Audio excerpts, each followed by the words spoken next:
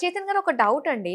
ఇప్పుడు డయాబెటిస్ ఉన్న వాళ్ళకి కూడా విటమిన్ డి టెస్ట్‌లు కంపల్సరీగా చేసుకోవాలి అని చెప్పేసి అంటూ ఉంటారు.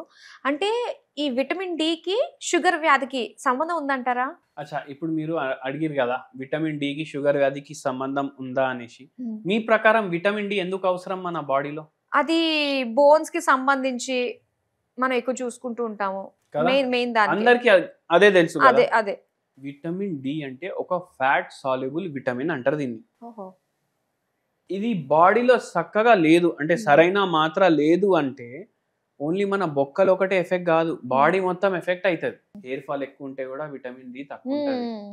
ఎనీమియా ఉంటే గూడా విటమిన్ డి తక్కువుంటది. మోకాలు అవునండి. నొప్పులుంటే గూడా విటమిన్ డి తక్కువుంటది. మలబద్ధకం అయితుందంటే గూడా విటమిన్ డి తక్కువుంటది. అంత important D. Vitamin D. Sugar వ్యాధి గూడా కంట్రోల్‌లో వస్తలేదు అంటే అట్లనే విటమిన్ డి అంత ఇంపార్టెంట్.